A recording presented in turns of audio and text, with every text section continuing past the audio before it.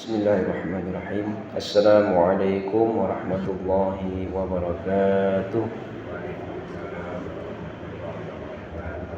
Alhamdulillahi rabbil alamin. Wassalatu wassalamu ala Muhammadin wa ala alihi wa sahbihi ajma'in. Amma ba'du. Bapak-bapak, saudara jemaah salat subuh Masjid As-Sadiqin yang dimuliakan Allah Subhanahu wa taala yang saya hormati. Marilah kita bersyukur kepada Allah Subhanahu wa taala dan tak lupa kita memperbanyak salawat serta salam kepada Nabiullah Muhammad sallallahu alaihi wasallam. Hadirin rahimakumullah, kita telah memahami bahwa Al-Fatihah adalah dialog antara hamba dengan Allah. Setelah dialog itu selesai, Rasulullah SAW tidak langsung rukuk, tetapi beliau membaca beberapa ayat Al-Quran atau satu surah. Mengapa demikian? Karena setelah seorang hamba memohon hidayah dalam Al-Fatihah, Allah seakan-akan menjawab permohonannya melalui ayat-ayat Al-Quran yang dibaca setelahnya. Bukankah kita baru saja berdoa, ihdinas siratal mustaqim, tunjukilah kami jalan yang lurus. Lalu dari manakah petunjuk itu diperoleh? Jawabannya adalah dari Al-Quran. Allah berfirman, a'udzubillahi minasyaitonir rajim, alif lam mim, dzalikal kitabu la raiba fihi hudal lil muttaqin. Alif lam mim, kitab Al-Quran ini tidak ada keraguan padanya, menjadi petunjuk bagi orang-orang yang bertakwa. Quran Surat Al-Baqarah ayat 2. Maka urutannya sangat indah.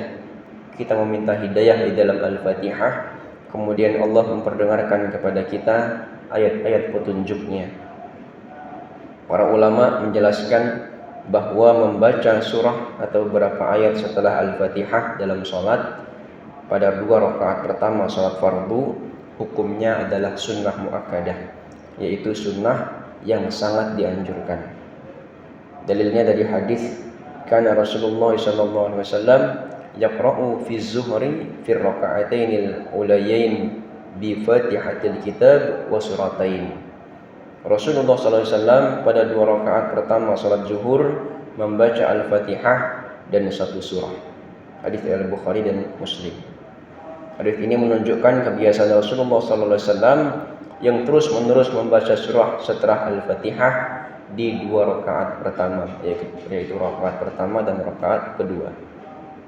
Apakah harus satu surah penuh? Maka jawabannya tidak harus. Kadang Rasulullah SAW membaca satu surah penuh, kadang membaca sebagian surah, kadang membaca beberapa ayat. Semuanya termasuk sunnah, sesuai dengan keadaan. Mengapa bacaan Rasulullah SAW berbeda-beda? Inilah indahnya sunnah. Rasulullah SAW tidak selalu membaca surah yang sama. Dalam salat subuh, beliau terkadang membaca surah yang panjang. Pada maghrib, kadang membaca surah pendek, namun sesekali membaca surah yang panjang. Dalam salat Jumat, beliau pernah membaca surah Al-Jumu'ah, Al-Munafiqun, dan kesempatan lain membaca surah Al-A'la, Sabbih isma rabbikal a'la, dan Al-Ghasyiyah, Hal ataka haditsul Ghasyiyah. Semua ini menunjukkan bahwa Al-Quran hendaknya dibaca dengan penuh penghayatan, bukan hanya sekedar kebiasaan. Bacalah dengan tartil, karena perintah Allah dalam baca Al-Quran adalah warattilil Qur'ana tartila, dan bacalah Al-Quran dengan tartil. Tartil bukan berarti harus lambat, tetapi membaca dengan benar, jelas makhrajnya atau pengucapannya dan tajwidnya, hukum-hukum bacaannya, serta memberi kesempatan hati kita untuk merenungkan maknanya. Diriwayatkan dari sahabat Rasulullah SAW menyatakan bahwa bacaan Rasulullah SAW tidak tergesa-gesa. Beliau membaca ayat demi ayat dengan jeda yang jelas.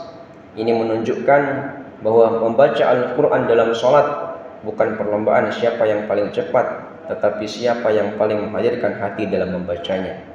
Seringkali kita sudah hafal surah Al-Ikhlas, Al-Asr, Al-Kautsar, dan surah-surah pendek lainnya karena terlalu sering membacanya. Terkadang lisan kita terus membacanya, tetapi kita tidak memahami lagi atau merenungi lagi maknanya. Padahal setiap ayat Al-Quran adalah firman Allah. Seandainya seorang raja mengirimkan surat kepada kita, tentu kita akan membacanya berulang-ulang untuk memahami maksudnya. Bagi imam hendaknya memilih bacaan yang sesuai dengan keadaan makmum. Rasulullah SAW bersabda, apabila salah seorang di antara kalian menjadi imam, hendaklah ia meringankan salat, karena di belakangnya ada orang yang lemah, orang yang sakit, dan orang yang sudah tua. Hadits Al-Bukhari dan Muslim. Meringankan bukan berarti tergesa-gesa, tetapi membaca sesuai kemampuan jamaah, tetap menjaga tumakninahnya dan kesempurnaan bacaan. Setelah kita selesai membaca Al-Fatihah, kita disunahkan membaca surah pilihan di dalam Al-Quran. Saat itulah Allah sedang memperdengarkan firman-Nya kepada kita.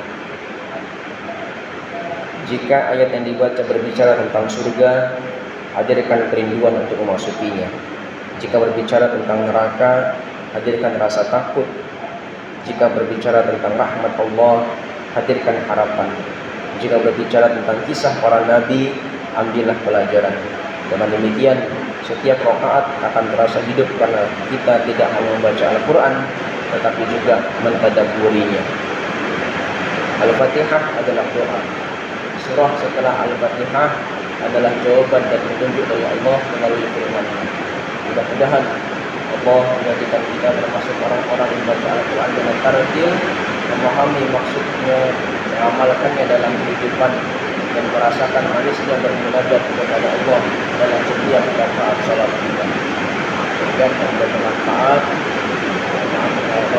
Subhanallah wa bihamdihi, asyhadu an la ilaha illa anta, astaghfiruka wa atubu ilaik.